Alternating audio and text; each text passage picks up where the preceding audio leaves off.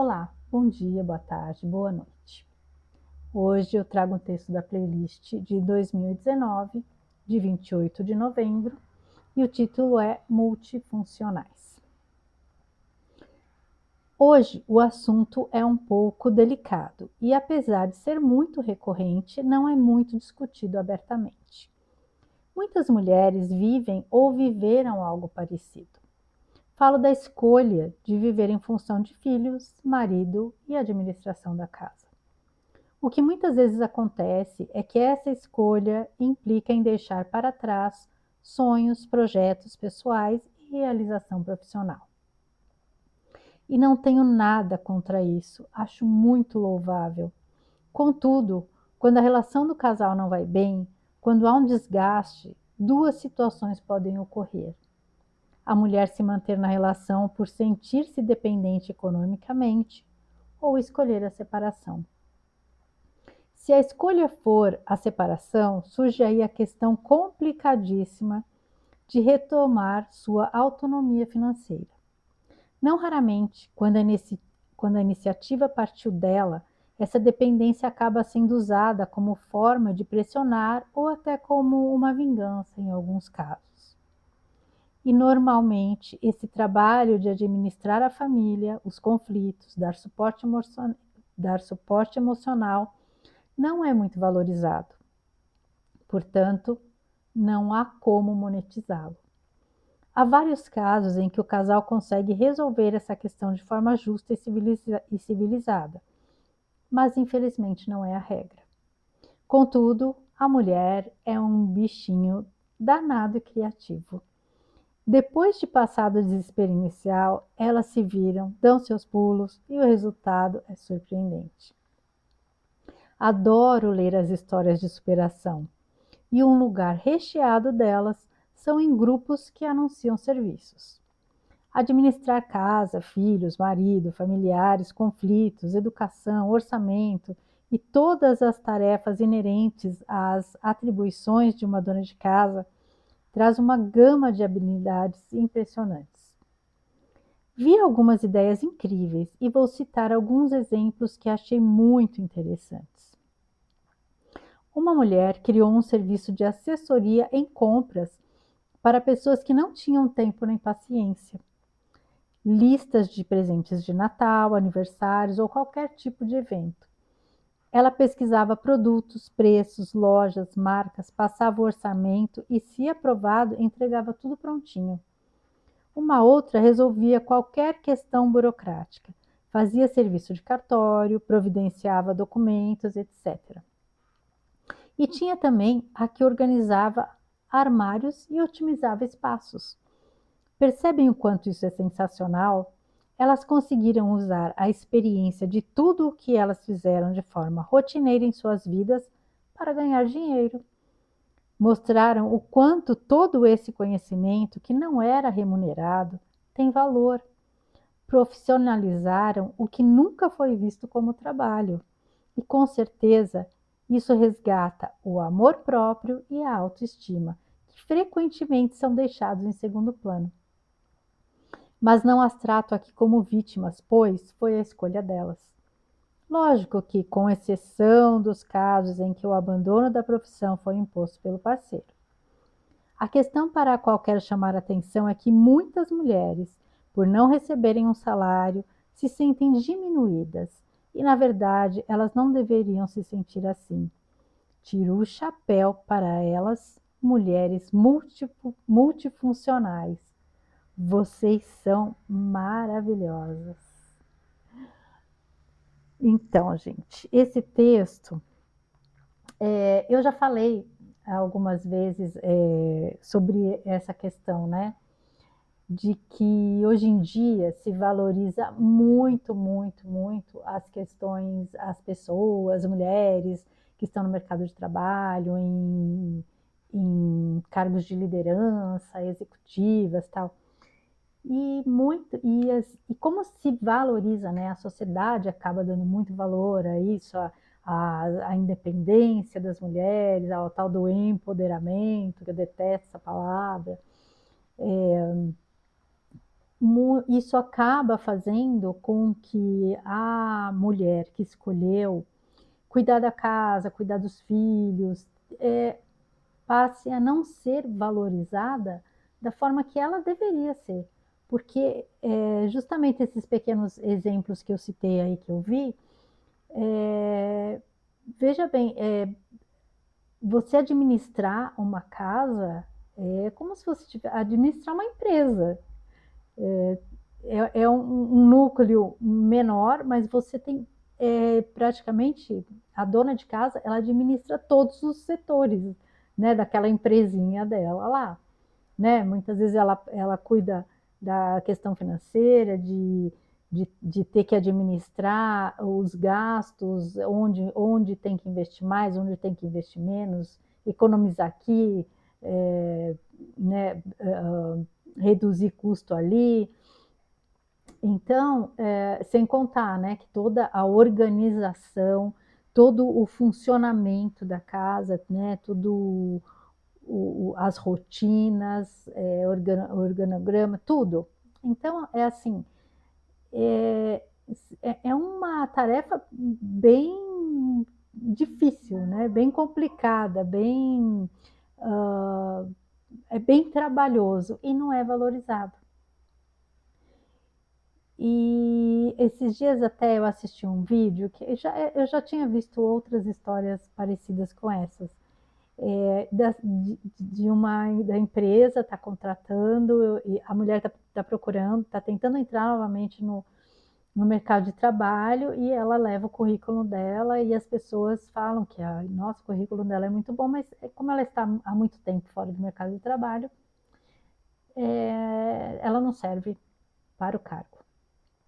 E aí ela, né, fica pensando, e leva o currículo, todo mundo fala a mesma coisa. Aí ela, como que ela vai fazer para conseguir voltar para o mercado de trabalho?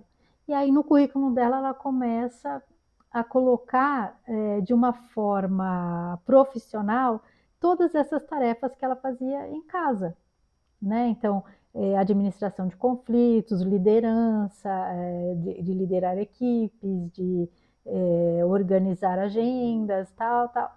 E aí ela consegue, né, a recolocação, e aí inclusive elogiam, nossa, mas que currículo muito bom.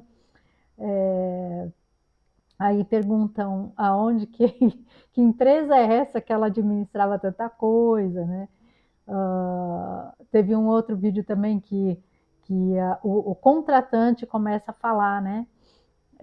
Tudo que teria que fazer, todo o trabalho, e aí ele fala que não tem férias, que não tem, que tem que estar disponível final de semana, 24 horas, e que não tem remuneração. É lógico que todo mundo fala, nossa, mas isso é um trabalho abusivo, isso é quase uma escravidão. Ele fala, pois é, as mães, né, as donas de casa fazem tudo isso.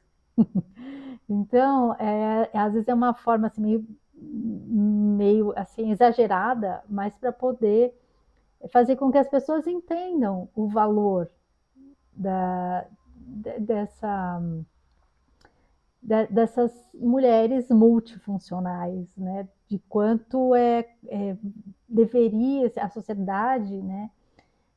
Lógico, a própria família, mas a sociedade deveria valorizar, até porque as mães que se dedicam a cuidar dos filhos, né, dar o suporte emocional, educacional ali, elas estão formando pessoas, boas pessoas, para ocuparem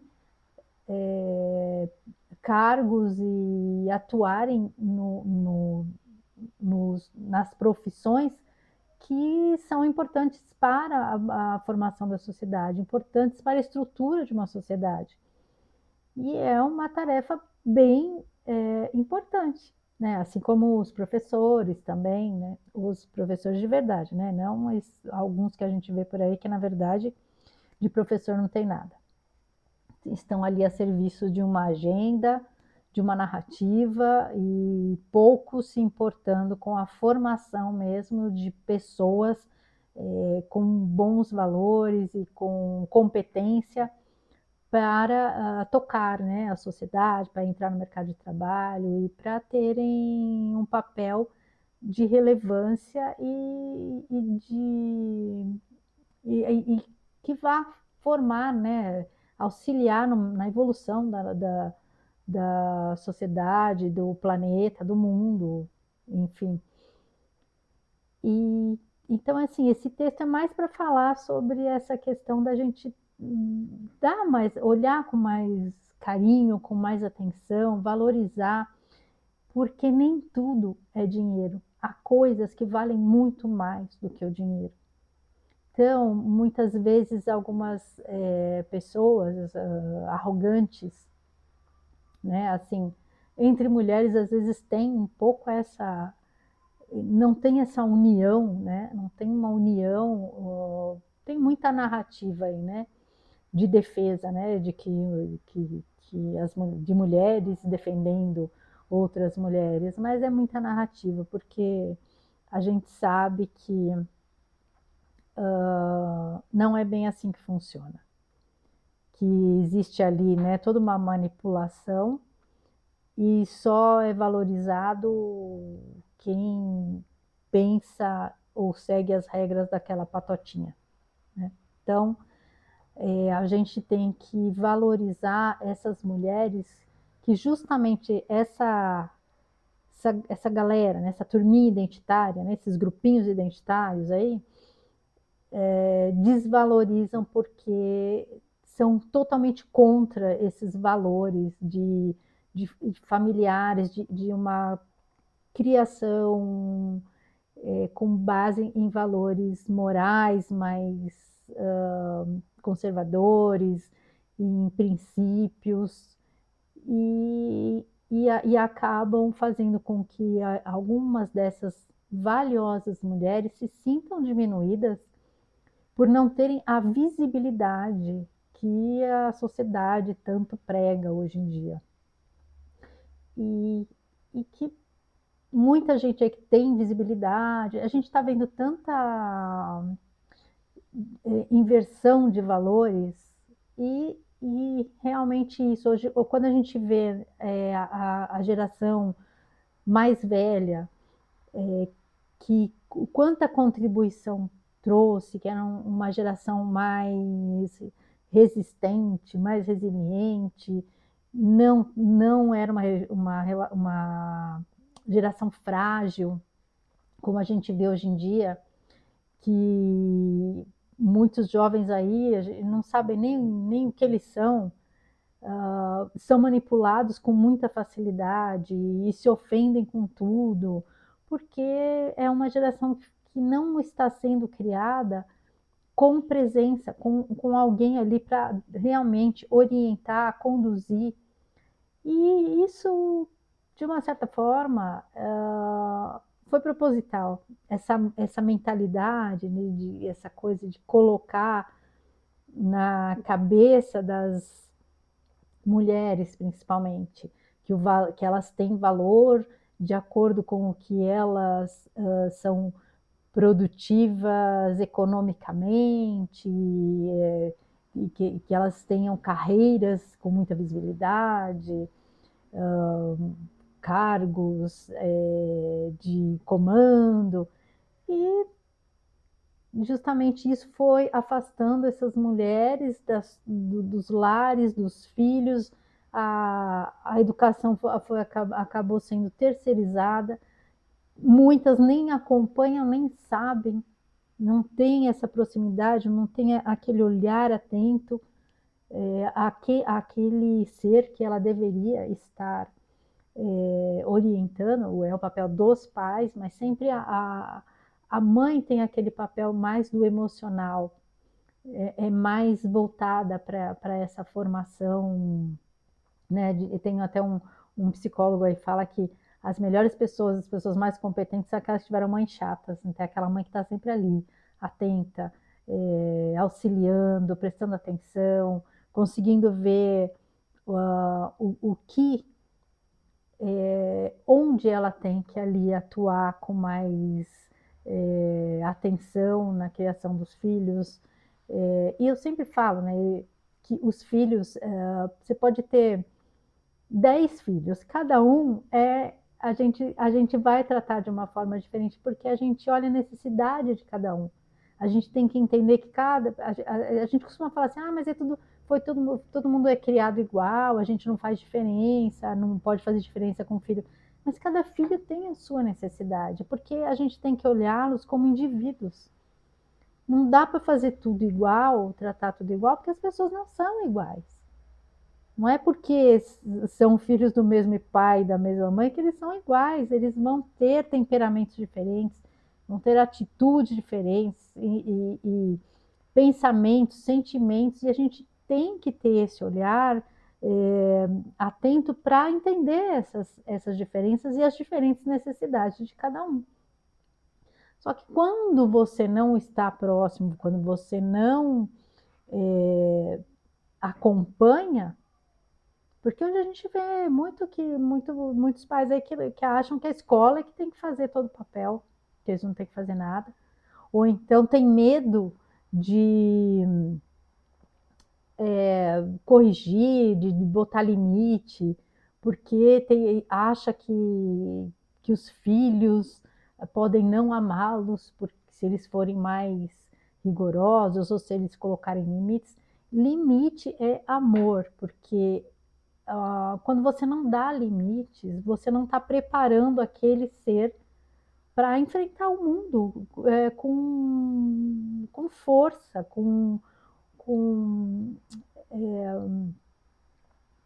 estar preparado para enfrentar as dificuldades. Então, quando essa geração aí, algodão doce, aí é complicado, porque tudo tudo é ofensivo, qualquer apertãozinho, né, que eu falo que a geração parafuso de geleia, apertou, desmancha, e isso é um pouco não, acho que é muito, né?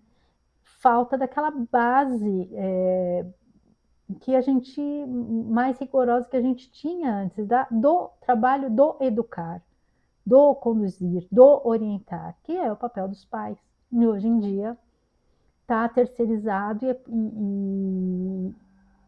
e é por isso que a gente vê aí essa manipulação, essa juventude aí perdida, sem saber o que fazer da vida, sem saber o que é, e caindo na mão de pessoas